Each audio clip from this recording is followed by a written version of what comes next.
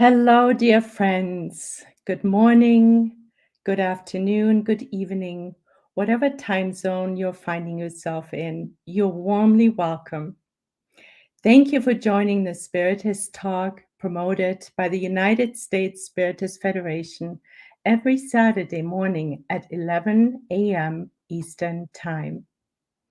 I'm very happy to be here to host this talk by Andreia Marshall-Netto, who will be leading our live with the theme Spiritist Knowledge, Creating a Positive Reality in Your Life.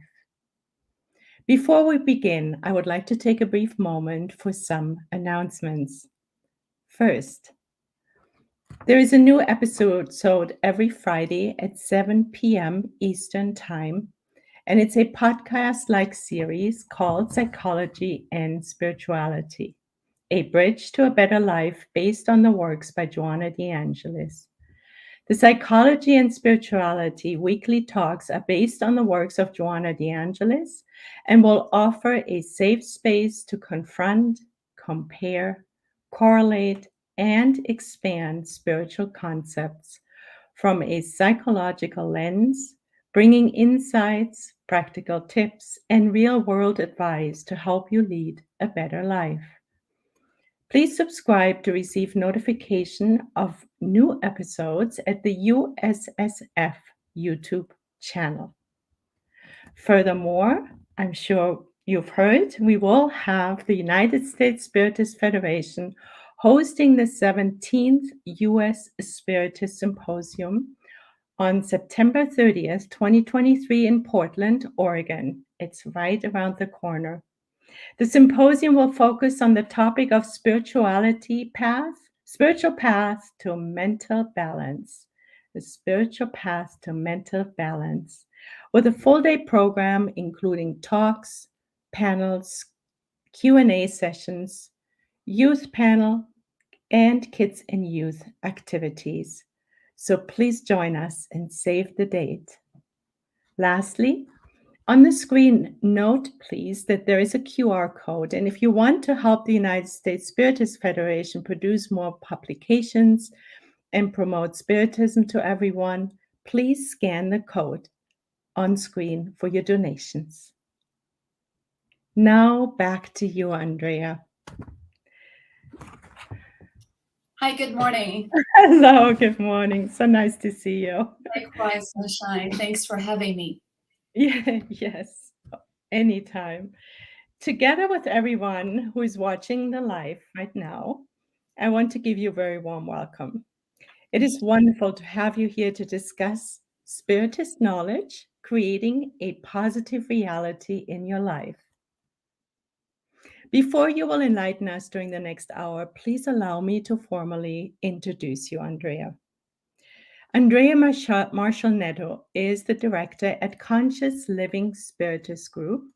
She's the secretary of the board of the Spiritist Federation of Florida, managing director of Leal Publisher, an affiliated branch of Leal Livraria in Brazil, in the translation and dissemination of Divaldo Franco's Spiritist books, and FEB Publisher, an affiliated branch of the Brazilian Spiritist Federation's publisher in the dissemination of Spiritist titles. Please help me to welcome Andreia. So during the talk, you're invited to post your questions regarding her talk, and we will have a little time set aside at the end to address them. Thank you so much, Andreia, for being here. Thank you.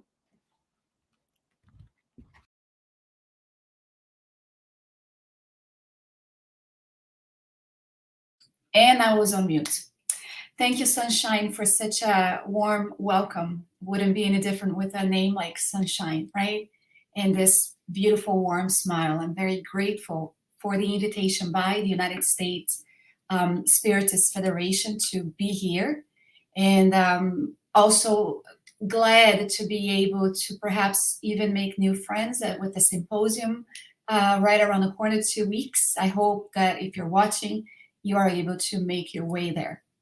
So we decided to do this study called the Spiritist Knowledge, What sort of positive impact or reality does it have in our lives? One of the things that we always talk about when we have newcomers at the Spiritist Center, and even ongoing Spiritists that do belong to the Spiritist Centers or during our live presentations, is the need to study Spiritism, is the need to understand a little bit more about the laws that govern our lives. And one very common question is, why do I have to study so much? Why do I have to know so much? Why can't I just appreciate that there is a spirit world and that there is the ability to communicate with the discarnate spirits and so on? But I just wanted to remind everyone that one of the things the Spirit of Truth said was, "Oh, Spiritists, love one another and educate or instruct yourselves." So knowledge is something extremely important. As a matter of fact, back a long time ago, some people were not allowed to acquire an education because education and knowledge liberates people. It allows them to break free of whatever is being imposed upon them and think for themselves. So it wasn't by chance that the very first book of the Spirit codification is the Spirit's book, a book that is based on questions and answers, because all of us have so many questions and we seek answers pretty much every single day of our lives. Why is this happening? Is it really true that when we discarnate, we will see our loved ones? Why am I going through this? Why do good people go through bad things? Why do we see so much calamities and disaster happening in the world? So every day you may catch yourself posing a question and wishing for answers. So this is how the study came about. One of the things that we ask is, what is so good about the Spiritist study after all? And one of the books that we wanted to point out that we based our study on was the book, What is Spiritism?, on a chapter called The Consequences of Spiritism.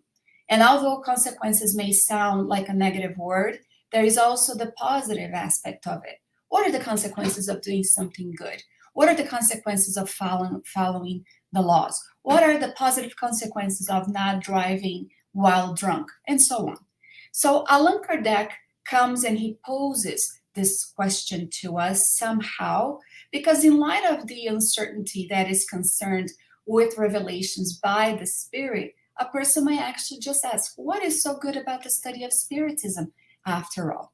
And so we see here that he is going to bring us that the knowledge of it, the study of Spiritism, may just bring us the solution to a few problems by the means of the study of the Spiritist doctrine or body of knowledge, if you so prefer. And so he goes on to say, he goes on to say that it is useful for us to have a knowledge to materially prove the existence of the spirit world. That since the spirit world is composed of the souls of those who used to live on the earth, it proves the soul's existence and its survival after the body. This is something that is one of the most comforting aspects of Spiritism. And I remember that my husband and I were talking to this person who's an atheist, and he lost his son to indirect suicide, meaning he went to do drugs, and one of the pills that he had contained was actually coated with fentanyl. And we all know about the pandemic related to fentanyl and other opioids in the United States. And so because of that, he overdosed and he died. And this had a profound impact in this gentleman's life. And he was suffering a lot, so much so that he started drinking and drinking and drinking to the point where every single day, that was his refuge. I mean, when he was drinking, he was hoping to basically drown that pain that he was feeling. And unbeknownst to him, it became a really hard vice, a really hard addiction.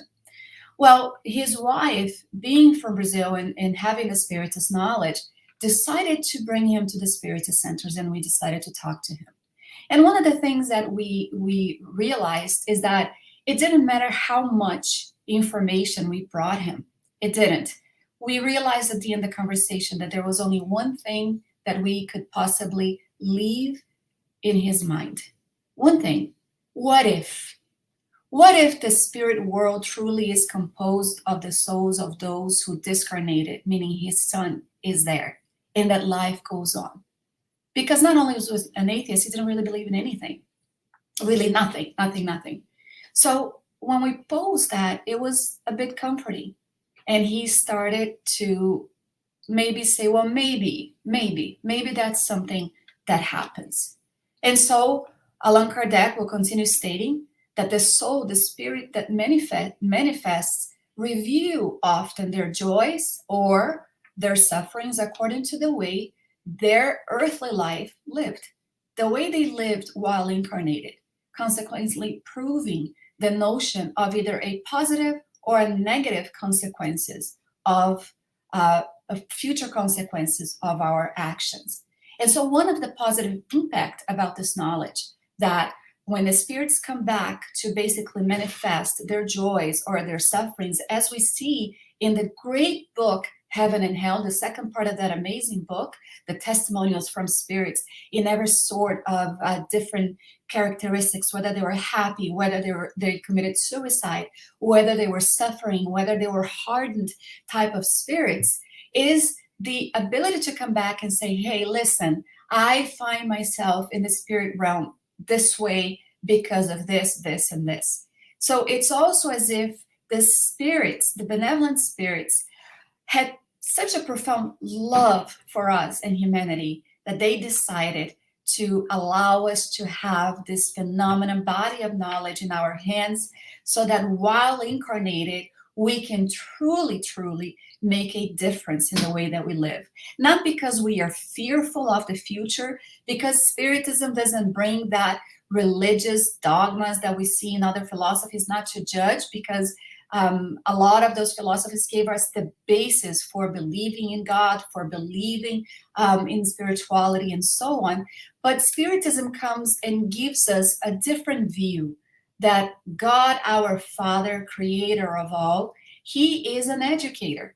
He is not a old man sitting up in a cloud, pointing a finger, having those that he favors, such as people that have a good economical situation or that their physical bodies are perfect, so to speak, right? There isn't.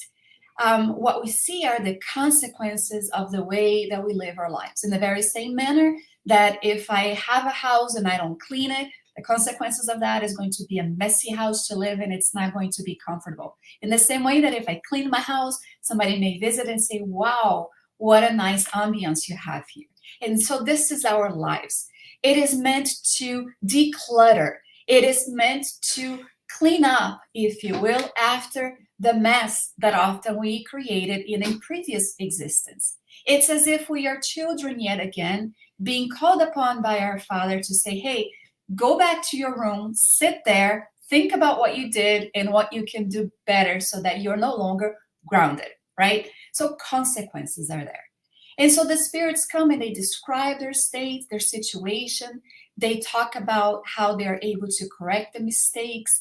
They also talk about the need for us to correct our vision regarding the future life, especially in regards to the duration in the spirit realm of the so-called punishments. I have my sister-in-law. I love her so much. She's proof to me that reincarnation truly does exist because we are so close. In 15 years, it's a very short time for us to feel the way we do about each other. But she's talking about the umbral, the lower zones, because she watched No Solar and she's like, my God, I'm so fearful of that. And I tell her, there is nothing to fear. The umbral is basically that place that we are attracted to, the creation of our thoughts, our creations of our mind, whether incarnated or not. So change your mind, change your life. So Leon Denis in the book, After Death, come back to us and says, knowing the real purpose of existence has countless consequences for the spiritual growth and elevation of human beings. Knowing where they're going has the immediate result of strengthening their steps, of imparting to their actions a vigorous impulse towards the conceived ideal.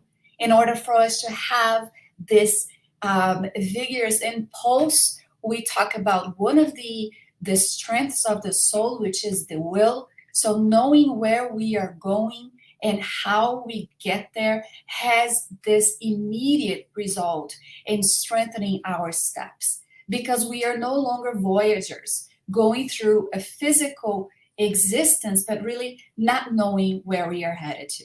So Allan Kardec is going to say on What is Spiritism Continuing, he's going to say, consequently, the future life goes from being a vague and uncertain theory to being a consummate and positive fact, which results in the need to labor as much as possible during our short present life on behalf of our everlasting future life.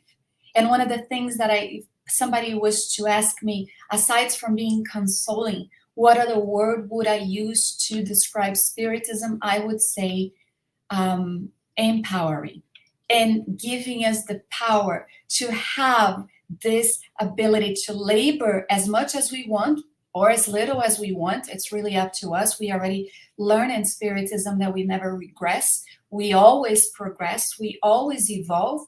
We may have a life that we choose simply to be stagnant, be a bon vivant, be someone who only seeks the pleasures, the immediate pleasures that we have right now. Or we may be someone that understands already that having this short experience, because we have one life, the spirit, we have many different experiences as the spirit who always maintain its individuality, qualities, virtues, vices, everything that makes up who we are. So we understand that it's a very short life when we are able to envision the future life.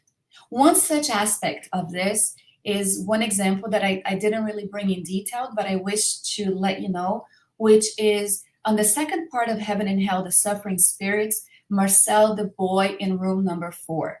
So number 4 or 7? Oh, his name is Marcel, Marcel. Maybe John or Louise or Sunshine can put in the chat here the chapter, the part, and the correct name of the spirit. Because his life, short life, was pain-filled. He had a body that was completely distorted, his physical body, that is. He was in a lot of agony, but he had this serenity about him and this maturity about him, so much so that he would ask the doctor to give him painkillers so that he wouldn't moan and keep others awake at night. So, this is a really beautiful example, because the spirit, when evoked, talks about what led to that existence and what actually awaited for him in the future. So we start looking at life in such a way that it starts making a lot of sense, especially if we understand that the consequences of today are based on the labor or the experiences or the life we led in the previous existence. Consequences, not punishment. If I put my hand on a stove burner, I'm going to have a burn mark. That's a consequence. It's not a punishment. It's a reality. So let's go to Heaven and Hell. The example that we are going to bring here is a spirit called Van Durst. He was a former civil servant who died in Antwerp in 1863 at 80 years of age. And so here's what we're going to read. A short time after Van Durst's passing, a medium asked his spirit guide if it was possible to communicate with the discarnate. And 4 days later, this is the lesson that Van Durst gave us. My friend, my life waited very little on the scales of eternity. Nevertheless, I am far from being unhappy. I am in a humble situation, but relatively happy for someone who, without striving for perfection, committed few wrongs. If creatures can be happy within a limited sphere, very well. I am one of them.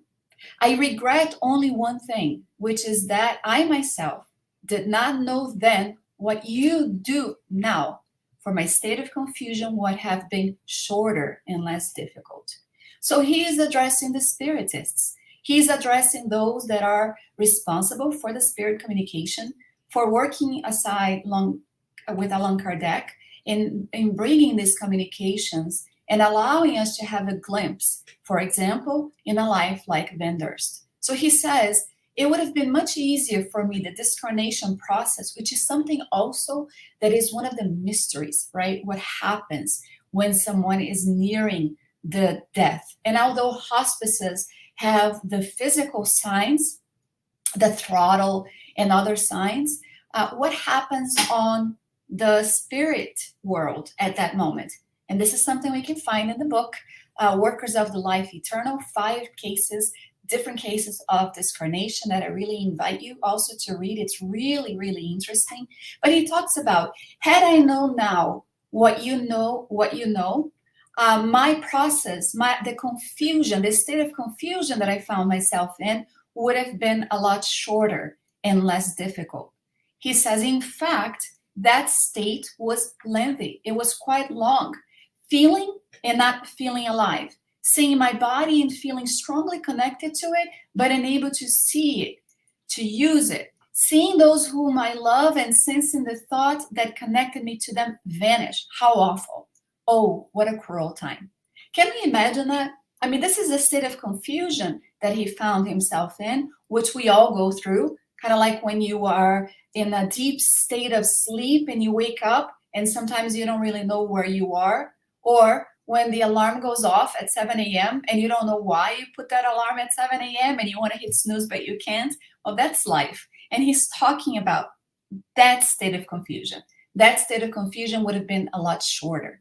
And when we look at it, being but not being, having the sense that I'm alive but not being perceived by anyone. And he talks about how cruel that was. But he continues, what a moment when bewilderment takes you into its grip and strangles you. And immediately after, total darkness. Feeling alive and then an instant later feel non-existing. Wanting to be aware of yourself but unable to grasp it. And then, after an incalculable amount of time, a time of suffocating anguish, because you can't comprehend it, a time that seems unending, you are slowly reborn to a new existence. You awaken to a new world. No physical body, no earthly life, but immortal life, immortality.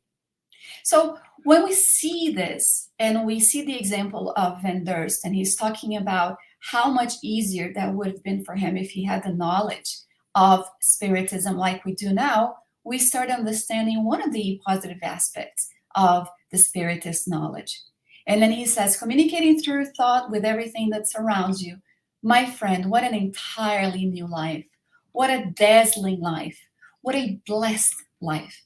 I had only known what you know, how much easier and pleasant the beginning of this other life would have been, being totally aware of what is surrounding him. I would have already known before dying what I had to learn much later at the moment of separation, and my soul would have freed itself more easily, because we also understand how the attachment to matter, the fear perhaps of dying, of the unknown, makes it difficult. There are many different scenarios in which it makes it difficult for the spirit to disengage itself from the body that is about to expire. You are on the pathway, but you will never have done much. Tell this to my son. This is what he says. Tell this to my son. Tell him so often that he ends up believing and understanding, for then when he comes here, we will never be separated. It's quite interesting, right? This testimonial that he provides us. Because as we see, the knowledge of the spirit's future, the study of the laws governing discarnation are of great importance for the preparation for death. They can soften our final moments and make our disengagement easy, enabling us to recognize ourselves more quickly in the new world that opens up to us. So this notion of a future life, just the thought of it alone, might be enough also to modify the course of one's life. Let's think about this. Often if you visit someone who is in this imminent end of their physical life, maybe they're terminally ill, and one of the things they say is, if I could go back in time, I would have done things differently. Why would somebody state that unless they were thinking about the notion of a future life? It seems to be one of the constant regrets, the mistakes that have been made. Even if somebody doesn't believe in anything, there is always that thing in the back of their head. What if, right? And so just the thought of it alone might actually contribute towards someone modifying the course of their life, of their existence. After all, like Van Durst said, he wants to be with his son when he departs from Earth. It's not that they're never going to be together, but it's going to be a lot sooner if his son is aware of the Spiritist knowledge, of the things that would allow them to be at a happy place in the spirit plane. So we are going to see from Allan Kardec, in which he states that doubt about future life usually leads people to yield completely to the pleasures of the present. So we see the excessive importance that is given to material wealth. Material wealth, which arouses often greed, envy, jealousy in those that have very little about those who have a lot. The envy and desire to obtain at any cost what the other possesses, which actually only brings up hatred, disputes of all sorts, lawsuits, wars. Let's talk about lawsuits. The United States, and I love this country a lot, but in Brazil it's a lot different. When we look at some of the lawsuits that happen, it's like, my God, how can they be suing someone with something that is so obvious, in which they should be upheld for the consequences of their negative action? And so it seems like there is a lot of people seeking lawsuits to make money, right? To abuse it and make money. And there are those that are very true, that it is very accurate, and it is actually valued with the person's seeking justice for what may happen. But when we look at some of the cases, we say, my goodness, these are the example of those that actually have a desire to obtain financial gain at whatever type of cost. It doesn't matter. And so without about the future, people who are burdened in this life by sadness and misfortune see death as the only thing that could actually end their suffering. Thus, the pandemic of suicide that we see happening in the world. They think that it's going to be a rational decision to shorten their existence because it just hurts so much. And at times, they're about a week away or maybe a day away from discarnating and not causing for themselves that painful harm that comes with the consequences of suicide. And I have an example of this, this girl who suffered with ALS, and she, as we know, I mean, this is a very painful experience. And she was just tired. She was just tired of the life she was leading. She was tired of seeing her life partner having to take care of her, the financial burden that was creating all around them for what was happening to her. And she decided that she was going to, within a week, she was going to have a party, a farewell party, in which she would allow everybody to visit her prior to her death, and she would unplug everything that kept her alive, and she would die. Well, even though she had Spiritist knowledge, she decided to do this, which was also something that talks about the despair that some people feel, and of course, obsession, which also plays a role in strengthening the desire for someone to commit suicide. But she had a best friend, and he lived in another country. And he said, listen, I can make it there, but I need a week. I need a week to be there. And this is why she decided on 1 week. And so when he arrived, on the very same day that she was going to have a party and say farewell to everyone, she discarnated. She discarnated. And I was wondering about the merit that this girl had for enduring such suffering, and the mercy that comes from the benevolent spirits to not allow her to go through suicide. And a lot of people may be like, well, how come others go through it and others do not? We can't judge. I can't look at our friends Lois or Sunshine or João or Daniel Santos, who are in the backstage right now, and judge them based on what I see in maybe a few months, because how much can I really know them? I saw Luis, I said, my God, I haven't seen you in such a long time. It's like, yeah, since Houston. It's been a year. I have no idea what he's been doing in the past year. I have no idea of his background, of his childhood. I have no idea the jump that he has given in this life compared to the previous one. And so the divine providence, the law of love, justice, and charity is viewed differently when we have already received the benefit of seeing God, being able to see God, maybe this state of purity that we get to once we get to the very top, like Jesus, our role model and guide. We don't have that. We are not able to see that. So going back to it without hope in the future, it's quite natural. It's quite normal for people to become desperate from the disappointments of life. So Allan Kardec continues, certainty about the future life and the consequences completely changes the order of people's ideas and enables them to see matters from a different perspective. The veil is lifted and they discover an immense, splendid horizon.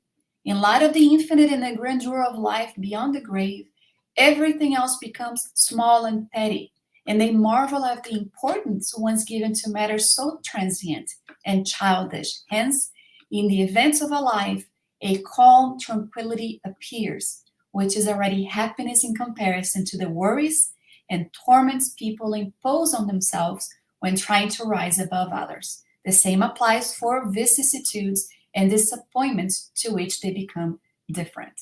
And there is a part, and I'm really sorry, but just reading now, I thought about when Allan Kardec talks about how we have the need to win in one lifetime and we end up losing a lot in the aspect of a future life.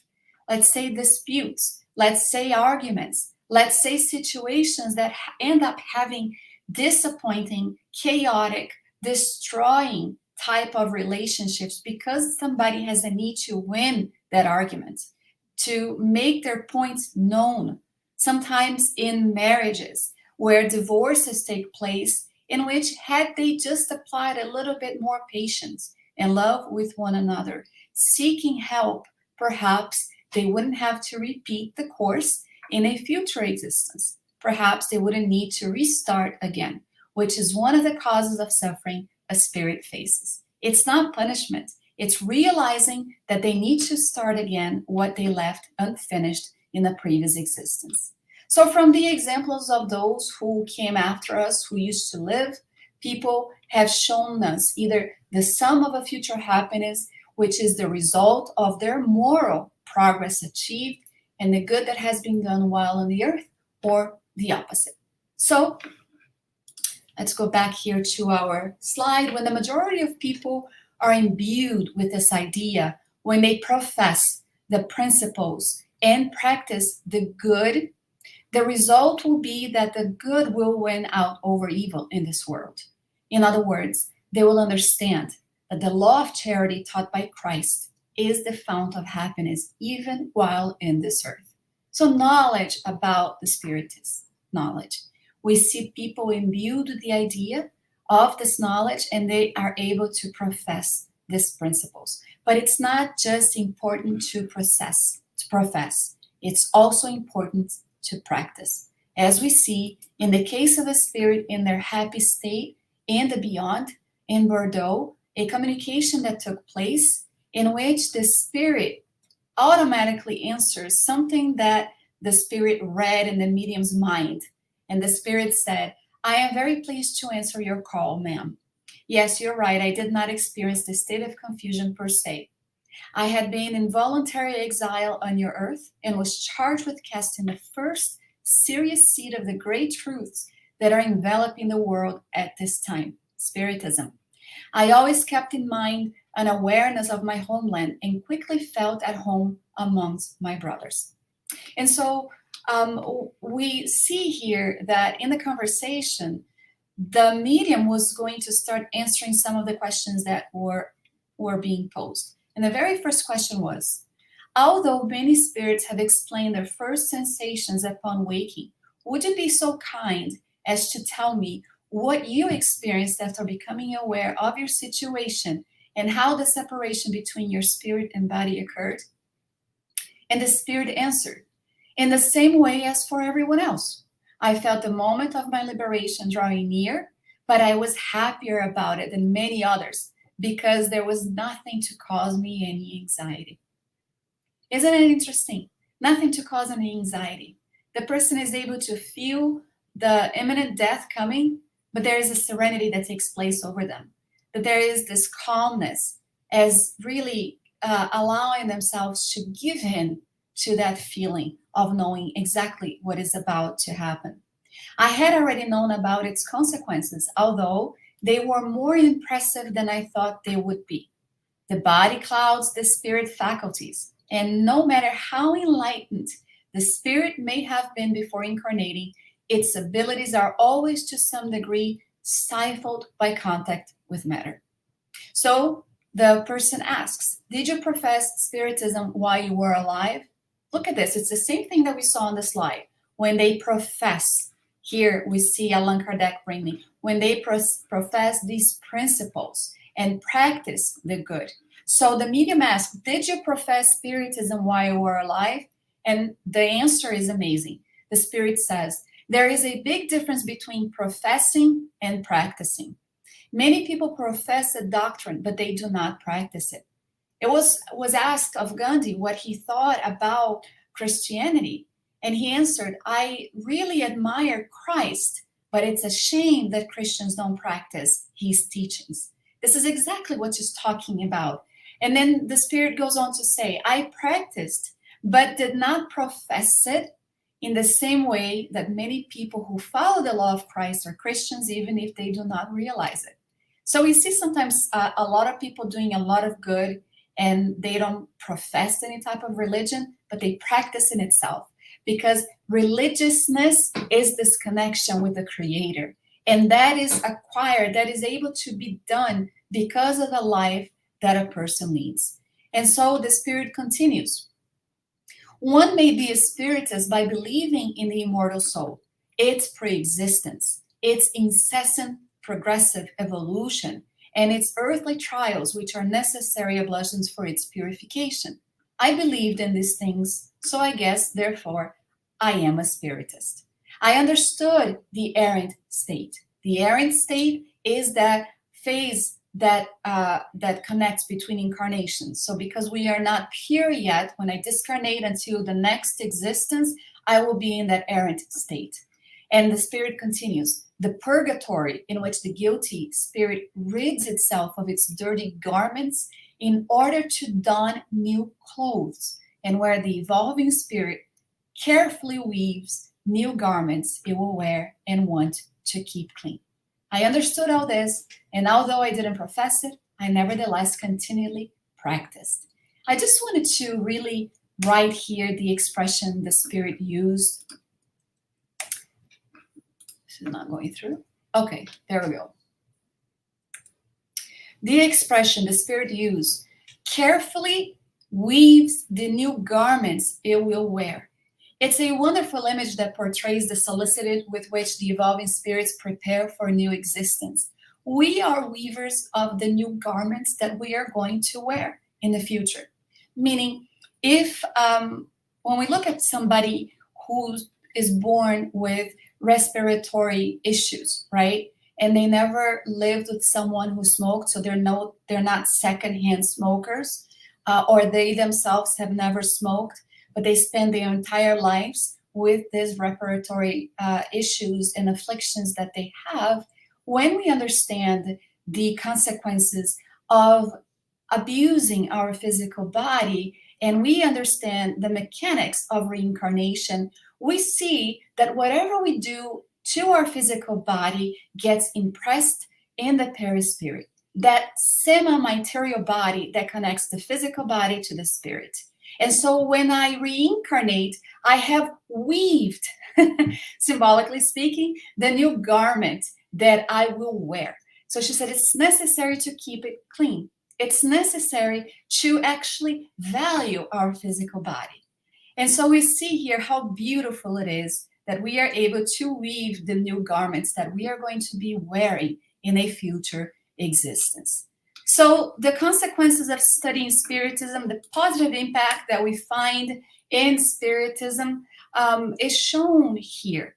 It will show you that life is neither an irony of fate nor the result of a mindless accident, but the consequence of a just and equitable law, the law of cause and effect.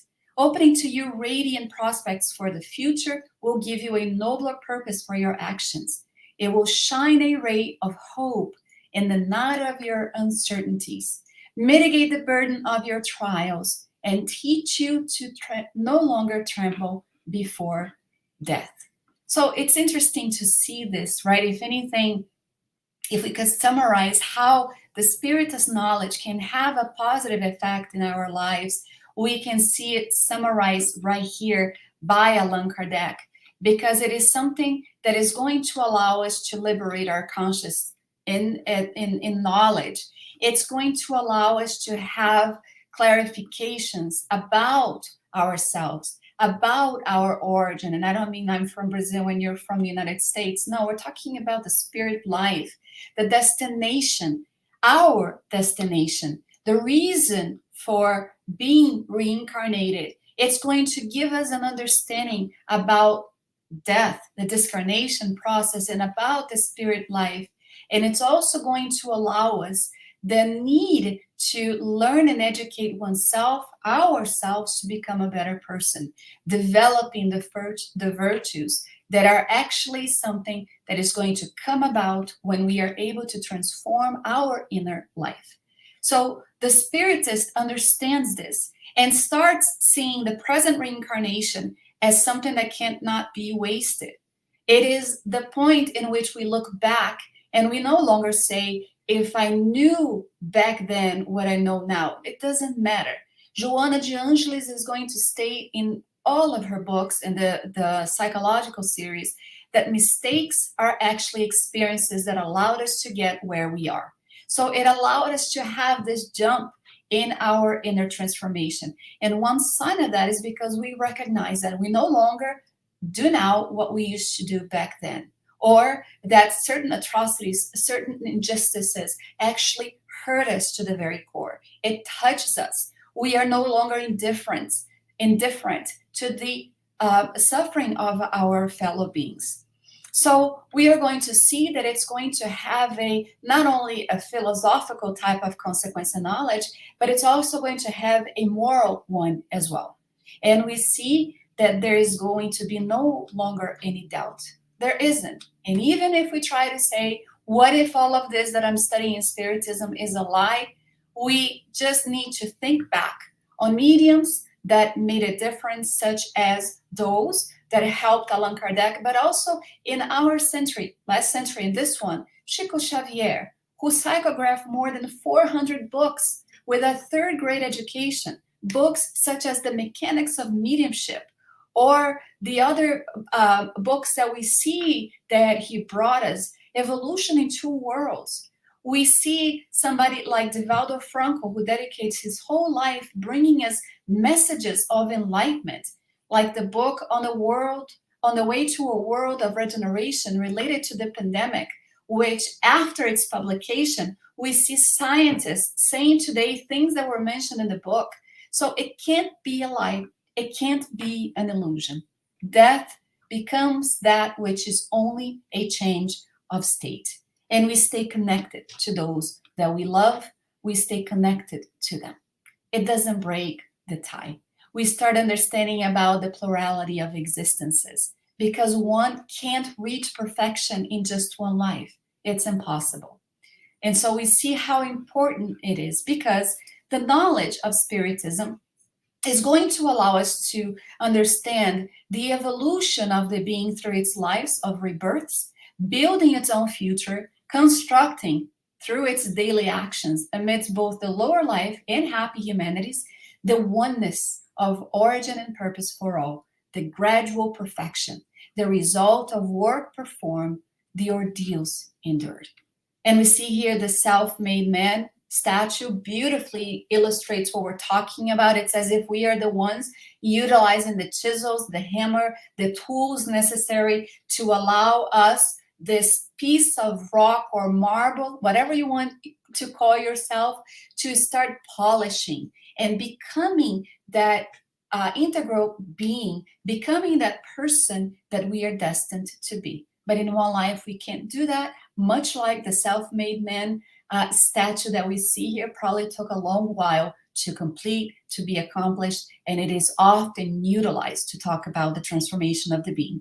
So it's quite beautiful because it shows us the eternal principles of justice, the eternal principles of order, and the progress that reigns on both worlds, the visible and the invisible, that there is a great law controlling everything that is happening.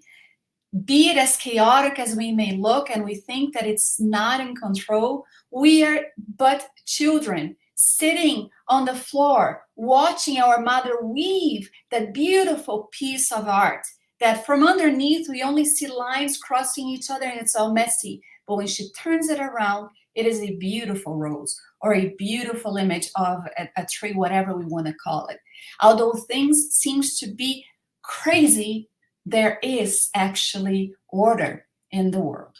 And so Leon Denis is going to tell us that Spiritism is positive because it's a moral philosophy and a positive science, and it satisfies both the hearts and the minds. And this is also very important. It has come to provide us with a base of faith, a rational one, like Allan Kardec talked about, rational faith, a sanction for morality, and the stimulant for virtues. That's what Spiritism does. The role of Spiritism is great, and its moral consequences is what he calls it incalculable. We have no idea what we are able to accomplish. This is why Jesus said to us, you can do everything I do and much more, showing us an infinite path before us of progress, that we are able to develop the strength of our souls, that we are able to develop the virtues and grow evermore in the direction of the Creator. Blessed are the pure of heart, for they shall see God. That's what that means. And so we are going to finalize our presentation today talking about the consequences of understanding Spiritism, the positive impact of it. And we are going to go to this slide here, in which we see, blessed are they who in this life full of darkness and pitfalls constantly walk towards a lofty goal they have set for themselves, a goal they know and of which they are certain. Happy are they whom a breath from above inspires in their endeavors and carries them forward. Pleasures leave them indifferent. The temptations of the flesh, the deceptive mirages of fortune have no hold on them anymore. Travelers on the move, the goal beacons them, they rush to reach it. And this beautiful knowledge that we have in Spiritism can be compared to this lighthouse right here. We see it in the dark night, whether we are floating in the ocean and we are afraid, not knowing where to go. Spiritism, as the promised consoler, the representation of Christ on earth, beacons us to find our way because it is constantly shining in all directions so that we are no longer walking in the path of darkness. And on this, I would like to give back to Sunshine in case she would like to add something, in case anyone have any questions. And that's it. Thank you, Sunshine. Thank you so much, Andreia. Your talk feels like a soothing mist on my heart and soul. I feel consoled and empowered, which is really what Spiritism does, as you said. Thank you. And yes, thank you so much. And I also understand the importance of understanding better thanks to your talk. And no wonder that Emmanuel dedicated a whole chapter to understanding in Thought is Life, when he says that essentially understanding is the foundation for our renewal. So thank you so much for helping to create the bigger picture thanks to Spiritism. Thank you. Thank you. So there are, I think, a few questions. Let's see. From Yasko Arasava. Sorry. Hi, Andrea. Great talk. As said, Spiritism, as practiced to its core, will empower us to understand and to endure earthly hardships. However, we hear cases of active good Spiritists encountering difficulties while facing emotional and physical setbacks or after discarnation. Why is this so? Something that we can further do to be better prepared for these events? This happens because we are humans and life is hard. As a matter of fact, on the chapter that is brought from the Gospel according to Spiritism, I think it's the one, blessed are the afflicted, I think, in which the spirit friend who we know now today to be Joana de Angelis, she comes back and she says, um, for us to be patient with the pain that we endure. She says life is made up of 1,000 pinpricks that hurt. And then she says, we know. She puts herself in that. The benevolent spirit says that. But then she brings us this beautiful message on patience, because one of the things we come to realize is that everything passes. Nothing stays the same, the impermanence of life. But we feel it, and it's hard, and it's difficult, and we suffer. We saw often the cases of Chico Xavier, who had a lot of challenges, a lot. And he was not the one not to say, I don't cry or I don't feel pain. He would cry. He would say, the true spiritist will feel pain, go into a room, cry, and then dry the tears and go out into the world and tend to the one who's suffering immediately before him. So it is okay for us to feel that way. But perhaps one of the things that we find is the need to start having an understanding of what faith is, this rational faith truly is, and also seek assistance, whether in the Spiritist Center or even with a psychologist, because a lot of the things that we endure are actually all balled up, all made up of previous existences, and it gets quite hard. It's not easy.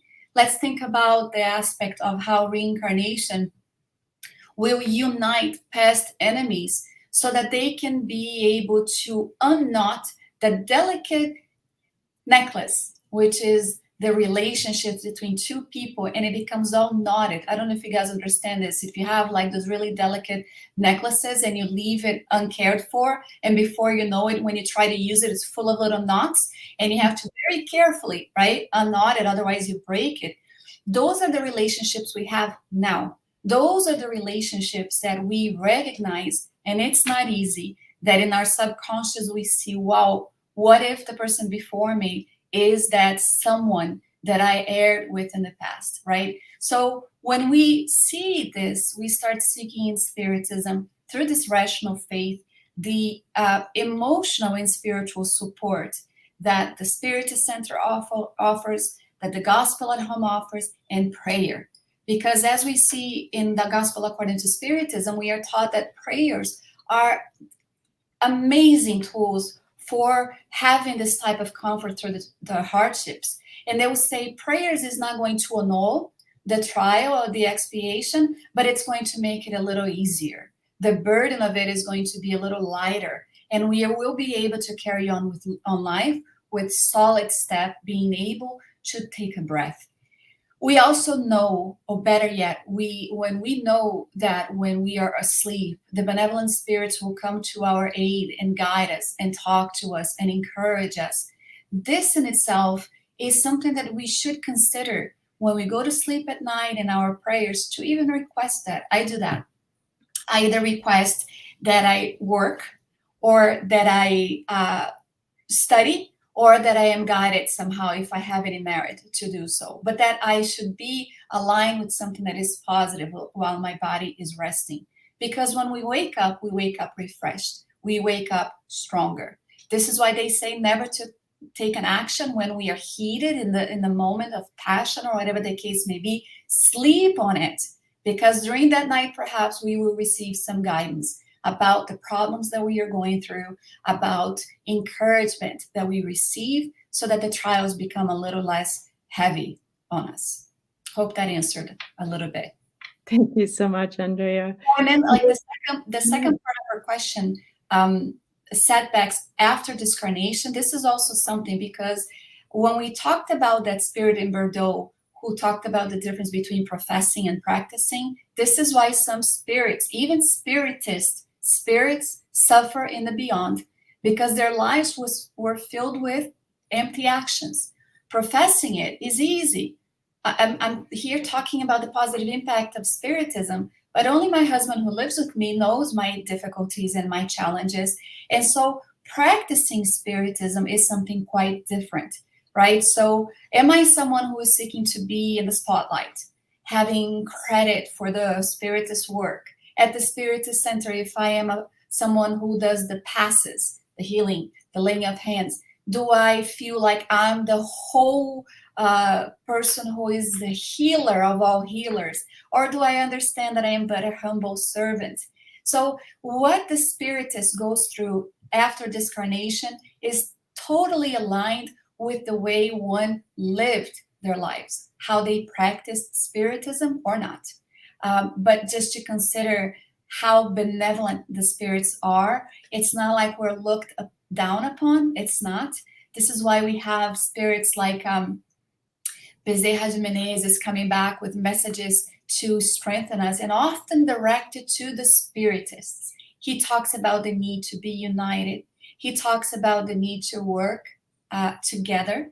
Not that others work for us, not that others do what we want, but work together. Because Sunshine and I are different, and she's going to have qualities that I don't have, and vice versa. And that's the beauty of the Spiritist movement, of the Spiritist practice. So we look for each other for support as well. And that's something that we should do, Yasko. There are very few people that I would open up to completely, and I advise listeners to do the same. People that really get us, that really see us for how we are and not what we are doing at that moment, for recognizing the greatness in us, the possibilities that we have. We should have those type of friends and family members beside us, and we should also be one, because others might seek us in their times of struggles and pain and depression. Depression is another thing that is really hitting a lot of spiritists, either because we are feeling the pressure of the spirit world, or because we are sensing this moment of transition between trials and expiations to a world of regeneration, or because of the obsessions that are happening. Remember, we were not so cute back then. We were not so kind back then. So we have those that come back to say, hey, I'm here to collect the debt that you left in the previous existence. And they're in pain.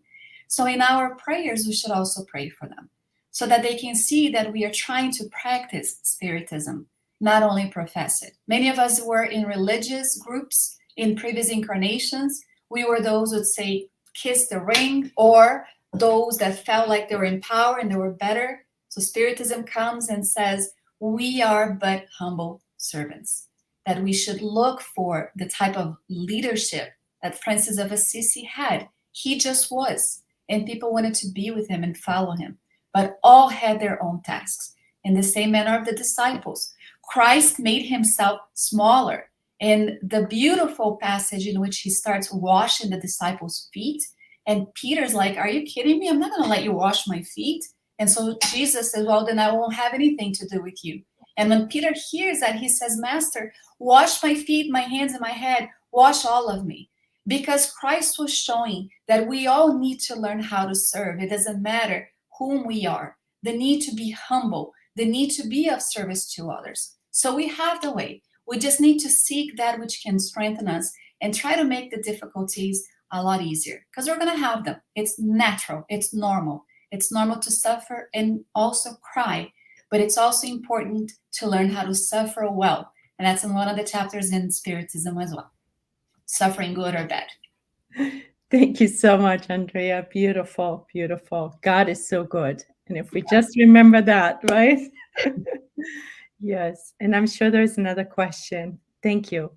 Can you expand? This is from the United States Spiritist Federation. Can you expand on the concept of rational faith? Is it the same thing as to know? Because faith is generally considered a belief in the unknown. Yeah, faith is that which I myself, when I look at my mother-in-law, I say, wow, she has faith. I mean, she's a devout Catholic. She believes in some of the things about Spiritism, but she professes Catholicism. When we're there in Brazil, I'll go to church with her. I admire her faith, and faith is one of those virtues, one of those strengths of the soul that actually grows as we grow as well. It's not something that everyone has, and Spiritism talks about that. In order for it to be productive, there needs to be a movement for it, right? Without it, you can't be charitable, meaning if you don't have this belief of a future life, if you don't have this innate feeling of what Spiritism brings us, it's quite hard to be charitable when we see people being extremely evil and bad in the world, right? So that gives us a rational faith. We are no longer told to believe in this only simply because Sunshine said that it's good, but rather because of the proofs of the spirits and what they have already brought us. When we are blessed enough to participate in the mediumistic meeting and we see the work that is conducted, that in itself is able to strengthen our faith, this innate sentiment that grows with the spirit as we grow as well. So yes, some people have it a lot stronger because they have this process of growing faith for a longer time than we have, like my mother-in-law, and some of us are still wavering in our faith. It's quite easy to say this when everything is fine, but when time comes to shove, that's when we really pay attention to how much we've grown in the aspect of faith. And I just want to bring this also in the Gospel according to Spiritism, and I'm going to try to see if I can find it here. I think it's in the portion prior to the prayers at the end of the book. There is ample information on that as well, and talks about why faith is the mother of charity and hope. It's that which allows us to hope for a future that is better. It's that which allows us to be benevolent, indulgent, and forgiving towards other. So I really recommend the reading of the Gospel according to Spiritism. The last chapter prior to prayers talks extensively about that much needed faith. Oh, I can't hear you. Sorry about that. Thank you so much. Yeah, Emmanuel also dedicates once again a whole chapter to faith in thought is life, thought and life. Yeah, it's very vital and to have rational faith and to work on it. So here's another question by by Andreia Bevilacqua. How can Spiritism's emphasis on moral and ethical development contribute to a more positive life? Now we can't hear you. Okay, it's chapter 19, by the way, of the Gospel according to Spiritism, the study of faith. Very good question by Andrea. Thank you so much. How can Spiritist emphasis on moral and ethical development contribute to a positive life? I would like to recommend the question 799 of the Spirit's book, in which Allan Kardec asked, in what way can Spiritism contribute to progress? And although it seems like I'm not answering the question, I kind of am, because in here, the spirits will answer by destroying materialism, one of the sores of society. It enables people to comprehend where their true interests lies. Since the future is no longer veiled by doubt, men and women will better understand what they can ensure their future based on the present. Destroying the prejudices of sect, caste, color, Spiritism teaches them about the great solidarity that must unite them as brothers and sisters. So this is a beautiful way in which we can see Spiritism really providing this emphasis on moral and ethical development. And although time is short, question 99 in itself deserves a 30-minute study group to really understand the impact of this answer that the benevolent spirits brought us, because it's also one of the things that, once understood, is going to contribute towards trying to avoid suicide. that which still enables us to have abortions, euthanasia, so many other things that we think are okay. By destroying materialism, we are going to understand the whole side of the coin, which is going to make it a lot easier for the development of moral and ethical values, and contribute not only to our own positive life, but that of society as well. Yes, once again, you're pointing out indirectly how important it is that we study and understand the bigger picture. And the Spirits book is a wonderful resource with 1,019 questions for those listeners who are not so familiar with it. So thank you, Andreia. And here's yet another question. What type of knowledge are human beings most in need of acquiring? It's a very good question. We understand that spirit evolves both intellectually and morally, right? We have those wings, and we can say that today we have a very big wing, which is the intellect, and we're kind of flying like this. We're not really flying nicely. So I would say that it's not just knowledge, it's practice and trying to develop morality. That's what we really need. Morality is going to be very different for many people in understanding what is moral, what is not. A lot of people will use the argument that if it's legal in the United States or if it's legal in a country, then it's moral. And we have to remind people that sometimes the laws that we see in our society, they can be legal, but they're not moral in accordance with the laws as established by the spirits. So I wouldn't say it's just a lot more knowledge, but rather the moral aspects of our existences. And this is really easy to pinpoint. You want to see someone who is really drawn to this narcissistic era that we have right now of social media, right? Always looking for the perfect, taking pictures of themselves, just show a side of vanity. That's something that screams for somebody to work on. If we are selfish, if our self-interest is greater than that of our paying attention to our neighbor, that's in one area that we should work on. If we are completely intolerant, if we are quick to react as opposed to act, we see that impatience is one of the vices that we need to work on. So life, the way we live, if we are courageous enough to look within ourselves, we are going to find exactly what needs to be worked on. Women who are very seductive and like to maybe seduce men and break up marriages. I mean, these are like reflects of a previous existence. We see this happening quite a lot. If we are drawn to some of the vices of the soul that are directly related to either alcohol or drugs or even pornography, we know that that's where we need to work on.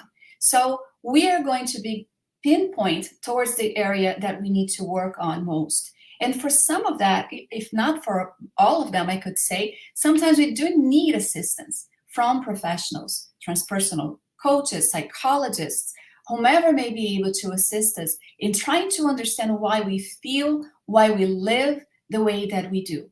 And without shame and without feeling guilty, but rather as a voyager who is trying to understand their pathways and why they're being led to a path in which they are.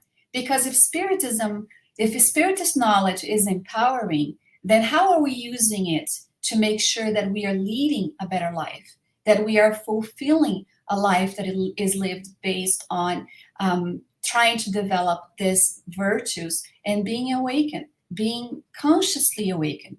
Joana de Angelis, I think it's in the book Life Challenges and Solutions. If it's not, then I'll ask for one of the organizers to maybe place it on the website or the comments, both on Facebook and YouTube. She talks about the spirits that are still dormant. They're asleep. They eat, they work, they have sex, and then it's a cycle. But they're kind of like walking like somnambulists. They're not fully awakened to life with capital L. So do we still want to be those spirits that are accommodated in that comfort zone or do we want to break free from it? Because we know what needs to be worked on. And by the way, the good news is that we don't need to do regression of memory. A lot of people think that, but you don't need to regress memory to find out who you were. You only need to study who you are today. And it's going to give you an idea of what you used to do back then. And it's going to deeply show you what you need to work on and what needs to be modified. Because Yeah. I'm sorry, like we had read the last message, right? In which Leonini says, happy are they whom a breath from above inspires their endeavors and carries them forward. Pleasures leave them indifferent. The temptations of the flesh, the deceptive mirages of fortunes have no hold on them anymore. Travelers on the move, the goal beacons them. The goal is in front of us. Godinho, who is the current president of the Brazilian Spiritist Federation, he says that when we are on that trajectory, on the pathway, and we clearly see the lighthouse, he says what happens often is that we get sidetracked and distracted by fireflies. We look to the side and we see them and we deviate from the path and we go towards them. So distractions, things that are distracting us from our goal, it's necessary that we pay attention to what that might be. Thank you so much, Andrea. It was St. Augustine, right, who asked us or incited us to do the nightly review, which is another tool to get to know ourselves better so we can pluck those weeds from our soul. So here's another question from Andrei Bevilacqua. What is the significance of the law of cause and effect in Spiritism, and how can it help individuals create a positive reality? The significance of the law of cause and effect is that proof that God is an educator and not a punisher, that there is this equality for all his children, because we were all created simple and unaware or ignorant, as is the word used in the Spirit's book, as in ignoring the divine laws. And so that in itself is going to let us know that whatever we may do today is going to have an effect. That in itself is very empowering. There is I think it's on the blessed or the affliction, to say how many arguments or discussions could have been avoided if we didn't need to throw the first word, right? So there is an effect on that. But more than that, in the aspect of the reincarnation, we start understanding that whatever we may do today, because of this great law that governs the universe, wherever we may find ourselves, what changes is only our perception of it. This is something important to say. The laws, the divine laws created by God, they never change, immutable as God is. So they're never going to change. It doesn't matter what spiritual hierarchy we find ourselves in. It's always going to stay the same. Only the perception of it is going to be different. And the more knowledge we have, the more we understand this. And how can it help individuals create a positive reality? I'm going to go back to sunshine. She just mentioned the question in the Spirit's book, in which St. Augustine talks about this review at night, because we are able to make repairs. This is why Christ said that love covers a multitude of wrongdoings. When he was talking to Mary of Magdalene in the book Prelude to the Divine Kingdom, it's one of the stories that is there, the story with Mary and Magdalene. And he tells her, when she sees her life filled with wrongdoings, right? Prostitution, seeking only fortune, everything that we see about her. And then she understands that she is able to not annul, but sort of make up for a lot of what she created for herself through love. And he invites her to be a mother in humanity. I don't know if Andrea and others have read this beautiful book, but towards the end, she meets lepers because the disciple turned their back on her. But Mary of Magdalene was one of the greatest examples of transformation in just one lifetime. I mean, she did a whole turn, more so even than Paul of Tarsus. And we can see how she was able to, in that very same existence, modify her entire, all of the stuff that she created for herself. in that very same existence, because love covers a multitude of wrongdoings. And this is why we are called upon to try and observe the law of justice, love, and charity. Justice, as understood, is going to be that facilitating divine law that is going to bring us exactly where we need to be able to be realigned with those laws based on the law of cause and effect. But our perception of what justice, love, and charity is very limited. We don't have that yet. But the faith in the Creator, based on what we already have, with the proofs that we have already received, is going to make it easy that at the end of the night, do like St. Augustine did. Take a look at how we had our days, what happened, something that was impactful, and then try to do better the next day. This is basically in the very same life, trying to make amends, trying to correct that which we were not able to do in the previous day. We can also do the same in one life, months of things that took place. How about trying to forgive someone who erred with us so long ago? I mean, the person is no longer the same. We are no longer the same. How about trying to understand that where there is indulgence with us, that we should also practice indulgence towards someone else, right? So we start to look at it and say, maybe the way that the situation took place, maybe I did have a quota of responsibility. There is a very profound saying that says, what is your quota of responsibility in the chaos that you see happening right now? Meaning that it doesn't matter what happened. All of us have a little quota of responsibility, and we are all able to maturely try to see how we can resolve it. Beautiful. Thank you. And I think we have one last question for Oh, you. Andrea is Yay. question. Last I'm like, question. This- Does self-reflection and self-improvement align with Spiritism's teachings, and how can they contribute to a positive life? Thank you. Yeah, I think we covered that a little bit about the aspect of self-improvement. Self-reflection is quite interesting because often the things that we see on others that we don't like is a reflection of ourselves, right? They show us exactly what needs to be worked on. Why does it bother me so much that the person does this or said that or reacted that way? So it's maybe a reflection of what we need to work on. In the family life, others are also there to reflect what we need to work on. And that's quite hard to establish and agree on because pride gets in the way. I mean, who wants to say that they're faulty, right? That they're flawed? Who wants to say that? Nobody does. But once we do have the Spiritist knowledge, we do say that because it becomes quite okay to be imperfect, but be perfectible. Meaning this beautiful work of art that we are to be, you can even consider to be a diamond through the chisels, through the hardships, through the impacts of life.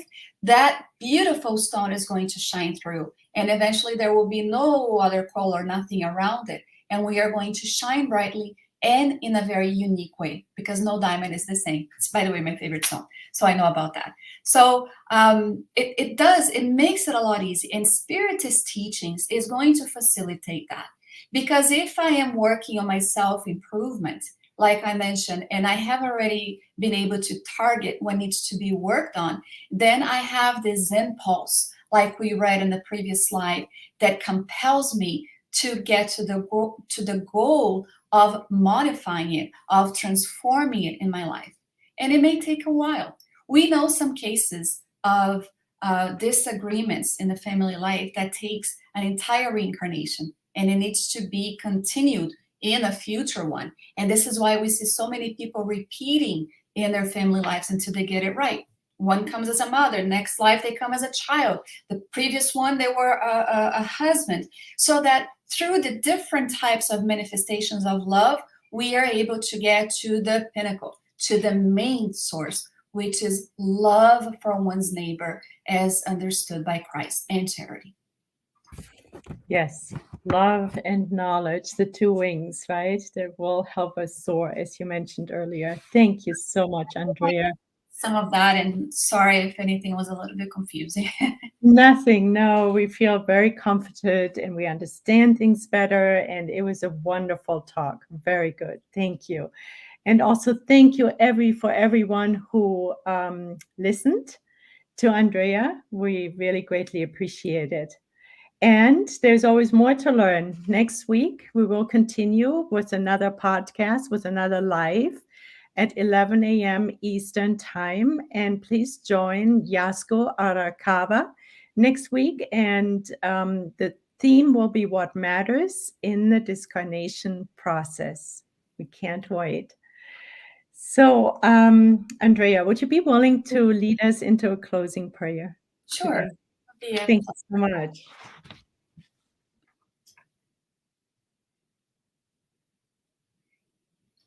Dear Master Jesus and benevolent spirits who look after us, and also the work of disseminating Spiritism in America and abroad, we are so very grateful for the morning that we have had. How wonderful to be able to utilize the technology available towards the good, trying to disseminate, propagate that which is positive and beautiful, which is that which Spiritism is able to provide us with. Allow us to always be mindful of these teachings. Be with us always, because you are our master. You are our big brother, and we trust in you. We have faith that you are with us always because of your promise that you'd be with us until the end. And how beautiful to know that, because there is no end. In our immortality, we know that we will be with you always. And in this, we give you thanks. We pay homage to Allan Kardec, who brought us the Spiritist teachings. We send him our most loving vibration for having had the courage to dedicate his life towards working for this body of knowledge, compiling it. And also the spirits who have participated through the different books, through the different channeling messages from mediums. For we feel even more loved knowing that we are not alone and that we are not left to chance with our existences and that which we are to accomplish, our duties and responsibilities. Bless the United States Spiritist Federation and also the upcoming symposium, so that the benevolent spirits may feel from our part the role that we are playing for the fulfillment of your teachings on earth. Thank you so much, and so be it.